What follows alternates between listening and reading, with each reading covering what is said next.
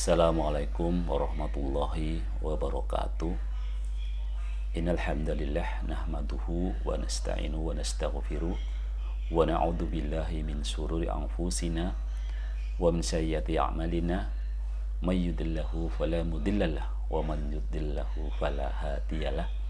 Asyhadu an la ilaha illallah wa asyhadu anna Muhammadar Rasulullah la nabiyya ba'da.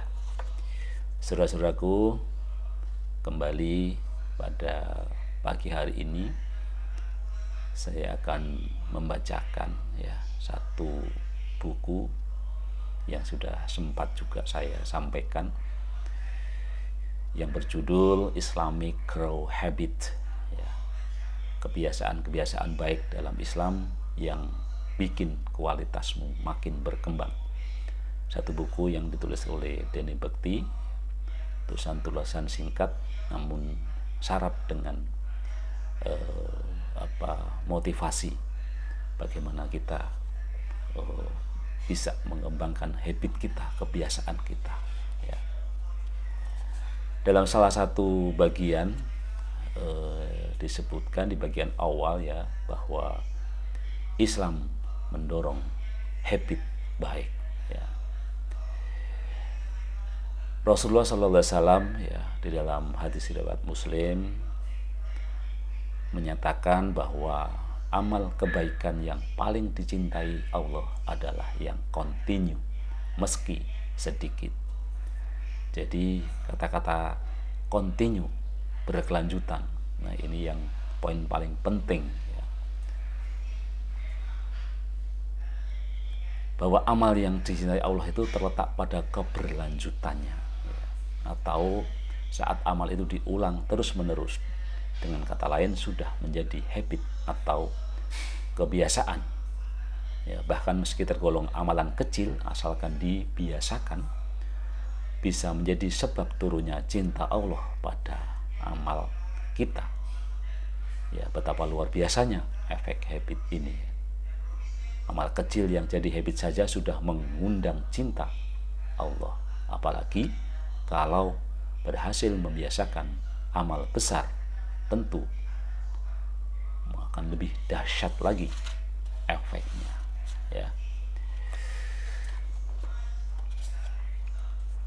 Nah, pesan Rasul di atas rasanya sudah cukup bagi kita untuk menaruh perhatian besar pada habit-habit amalan kita. Tumbuhkan habit-habit baru dalam beramal soleh, mulai dulu dari yang terkecil, kemudian rutinkan hingga kita dimudahkan membiasakan amalan-amalan yang besar. Kalau logikanya dibalik, artinya Allah kurang cinta pada dua kondisi ini. Pertama, pada amal baik yang tidak dibiasakan, yang hanya dikerjakan sekali waktu saja lalu dilupakan dan terputus. Yang kedua, pada amal buruk yang kontinu dilakukan. Sekali saja melihat hambanya bermaksiat, Allah tidak suka, apalagi kalau itu dibiasakan.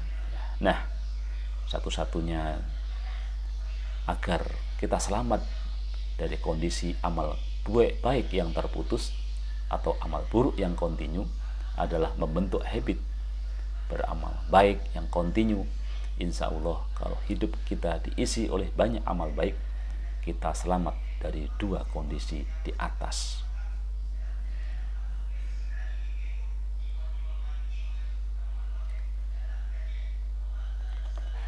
Demikian satu ungkapan. Jadi memang amal itu yang paling baik adalah yang kontinu, tentu mulai dari yang sedikit-sedikit, karena ada juga yang menyatakan kalau amal itu kita lakukan secara kontinu, maka ketika kita betul-betul karena suatu halangan tidak bisa mengamalkan, kita tetap mendapat pahala dari amalan yang kontinu tadi. Jadi ibaratnya kita sudah catat, jadi, dan itu menunjukkan betapa ajaran Islam itu juga sangat manusiawi, Jadi kalau seorang siswa dia selalu berangkat tidak pernah terlambat, maka catatannya adalah tidak pernah terlambat. Bukan berarti tidak pernah sama sekali terlambat ya. Istilah orang ya, kalau memang betul-betul terpaksa, kadang-kadang orang bisa saja terlambat karena kan selalu aja ada gangguan di jalan misalnya ya, entah ban kempes ya. Jadi tetapi itu tetap akan dicatat gitu ya. Kalau kita biasa, sudah menjadi kebiasaan kita untuk sholat berjamaah di masjid, maka catatan amal kita sebagai jamaah di masjid itu akan terus tercatat ya. Meskipun ya, kita tentu ada kalanya berhalangan untuk bisa menunaikan sholat berjamaah di masjid gitu ya. Jika kita membiasakan untuk membaca Al-Quran setiap hari gitu ya, meskipun sekarang sering dianjurkan dengan one day one juz, kalau perlu baru seperempat atau setengah halaman, tapi itu dirutinkan jauh lebih bagus daripada kita membaca Al-Quran banyak-banyak hanya pada saat-saat tertentu ya.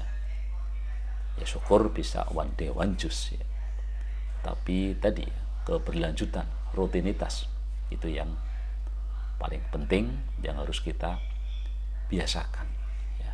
Tentu orang selalu mengatakan mulailah dari yang kecil, mulailah dari yang sedikit, karena mengamalkan yang sedikit tadi secara logika pasti rasanya lebih ringan gitu ya. Tetapi tentu saja kita sebisa mungkin kita juga tidak cepat puas, sehingga terus kita amalkan bertambah ya, sehingga itu menjadi kebiasaan yang betul-betul yang terjaga dengan sangat baik ya. Karena ada juga yang mengatakan kemudian habitmu adalah identitasmu. Jadi kalau kita sudah tercatat sebagai orang yang terus membaca Quran setiap hari, maka ya itulah udah menjadi identitas kita gitu ya. Jadi satu habit baik itu mengundang habit baik lainnya gitu ya. Jadi ada satu cerita, saya tutup dengan satu cerita ya. Seorang badui ya, Rasulullah pernah kedatangan seorang badui yang mengeluh karena tak bisa lepas dari jerat akhlak buruk. Maka Rasulullah tidak menasihatkan pesan-pesan yang rumit, yang panjang, yang banyak. Beliau hanya mensyaratkan hal-hal yang ringan. Jadi kata Rasulullah, jadilah orang jujur ya. Sangat ringan sekali ya. Kalau itu mah pasti bisa gitu ya. Jadi orang jujur kan, ya sudah jujur terus ya. Tetapi ternyata dalam pelaksanaannya juga tidak mudah gitu ya.